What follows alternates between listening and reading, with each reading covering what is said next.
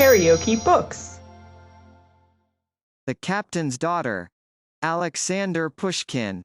Translated by Ekaterina Telfer. Audiobook. Chapter 10. The Siege. As we approached Orenburg, we passed a crowd of convicts with shaven heads, and faces disfigured by the tongs of the executioner. They were at work on the fortifications, under an escort of garrison invalids. Some were employed carting away the rubbish which filled the ditch, others, with spades, digging the earth. On the ramparts were masons carrying bricks and repairing the walls. We were stopped by the sentries at the gate, who demanded our passports. Upon hearing that I had come from the fortress of Bilogorsk, the sergeant conducted me straight to the general's residence. I found him in the garden. He was examining the apple trees which had been ripped by the blasts of autumn, and, assisted by his gardener, was carefully enveloping them in straw. His countenance was serene, good-natured, and healthy. He was delighted to see me, and proceeded to make inquiries respecting the lamentable events of which I had been a witness. I related all to him. The old man listened with attention, removing meanwhile the dead branches. "Poor Mironov," said he, when I had ended my sad recital, "what a pity! He was a good officer, and Madame Mironov was a good lady, and so clever at salting mushrooms. And what about Masha, the captain's little daughter?" I replied that she remained at the fortress in charge of the priest's wife. I, observed the general, "that's bad, very bad. One cannot possibly rely on the discipline of the robbers. What will become of the poor girl?" I replied that Bilogorsk, being at no great distance, His Excellency would probably not delay in sending troops for the relief of its poor inhabitants. The general shook his head, doubtfully. We shall see," said he. "We shall have time enough to talk it over. I beg you will do me the favor to come and take a cup of tea. I hold a council of war today. You will be able to give us correct information about the miscreant Pugachev and his army. In the meantime, go and rest." I repaired to the rooms assigned to me, where I found Savelich already engaged putting things in order, and I impatiently awaited the appointed time. The reader will easily understand that I did not fail to appear at the council which was to have such an influence on my future career. I proceeded to the general's, at the hour fixed. There I found one of the civil authorities of the town, if I remember aright, the director of customs, a stout, red-faced, little old man, in a watered silk kaftan. He questioned me regarding the fate of Ivan Kozmich, whom he called his cum, and frequently interrupted me with extraneous questions, and moral reflections, which if they did not prove him to be a man versed in military matters, at least evinced his natural intellect and sagacity. The other members soon assembled. After having taken our places, and the tea having been handed round, the general laid before us very distinctly, and in detail, the state of affairs. "Now, gentlemen," he continued, "we must decide our course of action towards the rebels, the defensive or the offensive. Both modes have their advantages and disadvantages. To act on the offensive offers greater chances for the speedy destruction of the enemy. To remain on the defensive is surer and safer. Therefore, let us put it to the vote in legal order, that is to say, beginning with the juniors. Ensign," he continued, turning to me, "pray give us your opinion." I rose, and after having in a few words described Pugachev and his band, confidently affirmed that the pretender had no means of withstanding regular forces. My opinion was received by the members with evident dissatisfaction. In their judgment it was the rash and impertinent notion of a young man. In the muttering which ensued, I distinctly overheard the word, "greenhorn," pronounced in a whisper. The general turned to me, and said with a smile, "Ensign, the first votes at councils of war are usually given in favor of offensive measures. That is the usual procedure. Let us now continue to collect other votes. Kaleski Savetnik, tell us your opinion." The little old man in the watered silk kaftan quickly emptied his third cup of tea, mixed with a fair proportion of rum, and replied, "My opinion, Your Excellency, is, that we must act neither defensively nor offensively." "How is that, Kaleski Sovetnik?" reiterated the astonished general. "Military tactics offer no alternative. Action must be either defensive or offensive. Your Excellency. Try subordination. Your opinion is a very reasonable one. Subordination is allowable in military tactics, and we may take advantage of your advice. We shall be able to offer for the miscreant's head 70, or even 100 rubles. From the secret fund. And, interrupted the director of customs, may I, in that case, be a Kirgi ram, and not a Kaleski Sovetnik, if those robbers do not deliver up to us their leader, bound hand and foot? We must reflect and talk it over, answered the general. In any case, however, we must adopt military measures. Gentlemen, give your votes in legal order. Every opinion was opposed to mine. All the officials urged the little reliance to be placed in the troops, the uncertainty of success, and the necessity for prudence, and the like. All concurred in its being more reasonable to remain under cover of guns inside strong stone walls, than to try the fortune of war on the open field. Having heard every opinion to the end, the general shook the ashes from his pipe, and pronounced the following speech.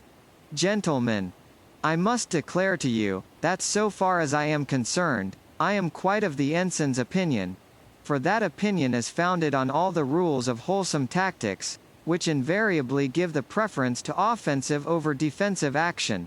Here he stopped, and proceeded to fill his pipe. I felt triumphant in my vanity. I looked proudly at the officials, who whispered to each other, and looked displeased and anxious.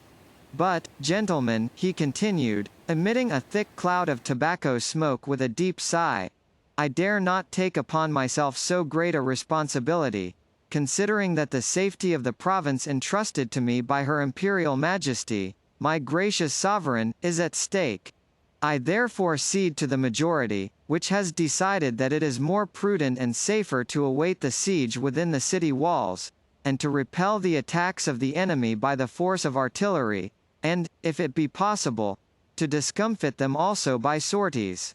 It was now the turn of the officials to look ironically at me. The council ended, I could not help lamenting the weakness of the worthy warrior, who, in spite of his own convictions, allowed himself to be influenced by the opinions of ignorant and inexperienced men. A few days after this remarkable council had been held, we received intelligence that Pugachev, true to his word, was approaching Orenburg. I espied the rebel army from the city walls. Its number seemed to have increased tenfold since the last assault, which I had witnessed. The enemy also had the pieces of artillery, which Pugachev had captured from the small fortresses he had subdued. Bearing in mind the decision of the council, I foresaw a long confinement within the walls of Orenburg, and almost cried with vexation.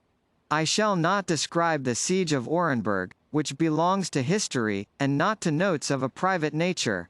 I shall briefly observe that this siege, owing to the imprudence of the local authorities, became fatal to the inhabitants, who suffered hunger and every misery imaginable. It will be readily understood that life at Orenburg became most unbearable. Everybody sorrowfully awaited the decision of his destiny. Lamentations were universal by reason of the dearth, which was really terrible. The people were beginning to get accustomed to the shells, which flew into their courtyards. Even the assaults of Pugachev ceased to attract general attention. I felt bored to death. Time sped on, I received no letter from the fortress of Bilogorsk. All the roads were cut off. My separation from Maria Ivanovna was becoming unendurable. My only recreation consisted in warlike sallies. Thanks to Pugachev, I had a good horse with which I shared my scant portion of food, and on which I rode out daily to exchange a few shots with Pugachev's archers. The advantage in these encounters remained generally with the wretches who were tipsy, well-fed, and well-mounted. Our miserable cavalry could not withstand them. Our famished infantry would occasionally go out, but the deep snow impeded their movements, and rendered their evolutions against the scattered horsemen ineffectual. The artillery on the ramparts thundered in vain, and when on the field, it was unable to advance, owing to the extenuated condition of the horses. This was our mode of action. And this was what the Orenburg officials termed prudence and sound judgment. Having upon one occasion succeeded in dispersing a goodly mass of the enemy, I rode up to a Cossack who had remained behind, and was about to cut him down with my Turkish saber, when he suddenly took off his cap, and shouted, "Good day, Peter Andreevich, how do you do?" I looked at him, and recognized our orderly. I felt unspeakably rejoiced to see him. "Good day, Maximich," said I. "How long is it since thou hast left Bylogorsk?" "Not long, Peter Andreevich, I returned only yesterday." "I have a letter for you." "Where is it?" I exclaimed, agitated. "I have it here," replied Maximich, putting his hand in his bosom. "I promised Palashka that I should let you have it somehow." He handed to me a folded paper, and instantly galloped away. I opened it, and read with trepidation the following lines. "It has pleased God to deprive me suddenly of my father and mother. I have no relations nor any protectors on earth. I have recourse to you, knowing that you have always been my well-wisher, and that you are prepared to assist everybody. I pray to God that this letter may reach you. Maximich has promised to deliver it to you. Palashka has heard from Maximich that he often sees you at a distance in the sorties, and that you do not take the least care of yourself, and do not think of those who pray with tears for you. I was ill a long time, and when I got well, Alexey Ivanovich, who commands here instead of my late father, forced Father Gerasim to deliver me to him, threatening him with Pugashev's displeasure. I live in our own house a prisoner. Alexey Ivanovich wants to force me to marry him. He says he saved my life by keeping up Akulina Pamfilovna's deception, who told the wretches that I was her niece.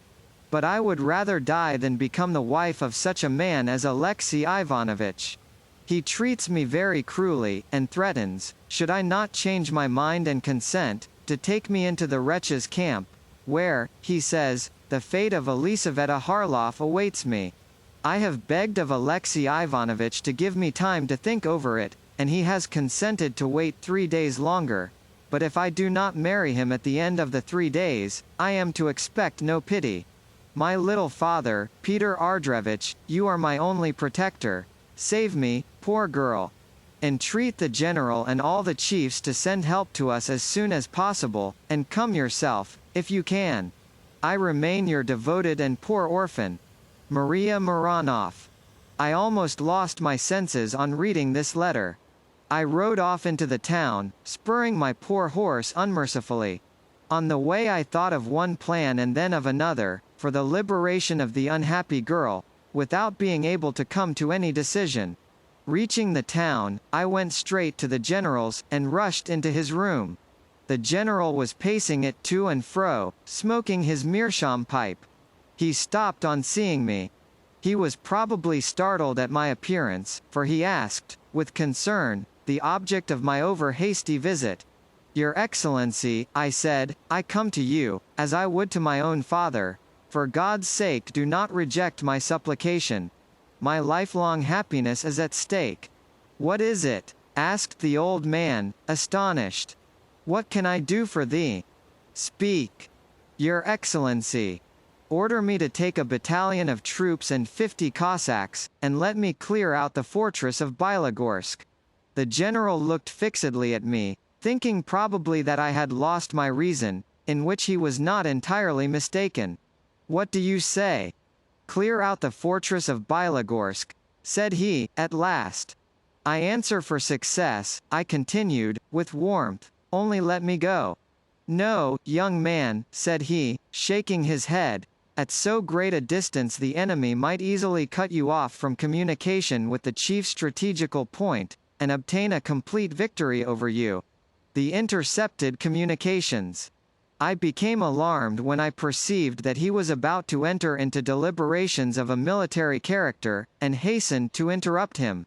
"The daughter of Captain Mironov," said I, "writes a letter to me. She asks for help. Shvabrin forces her to marry him." "Indeed. Oh. That Shvabrin is a great rascal, and if he falls into my hands, I shall order him to be tried within 24 hours, and he will be shot on the rampart of the fortress. But, until then, we must have patience." "Have patience," I exclaimed, beside myself, "and in the meanwhile he will marry Maria Ivanovna." "Oh," reiterated the general, "there is no great harm in that. It is better she should be Shvabrin's wife in the meanwhile. He will thus be able to protect her, and when he is shot, why, then, please God, we shall find a bridegroom for her. Pretty little widows do not long remain single. At least, what I mean to say is, that a young widow will sooner find a husband than would a young girl. I should sooner consent to die," I said, enraged, "than cede her to Shvabrin." "Bah! Bah!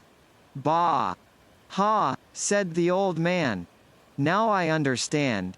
Thou art evidently in love with Maria Ivanovna. Oh! That is another affair. Poor fellow, but for all that, I cannot possibly give thee a battalion of troops and 50 Cossacks. Such an expedition would be injudicious, and I cannot possibly take the responsibility upon myself." I bowed. I was seized with despair. A sudden thought flashed in my mind. What it was my reader will learn in the following chapter, as old novel writers say. KaraokeBooks.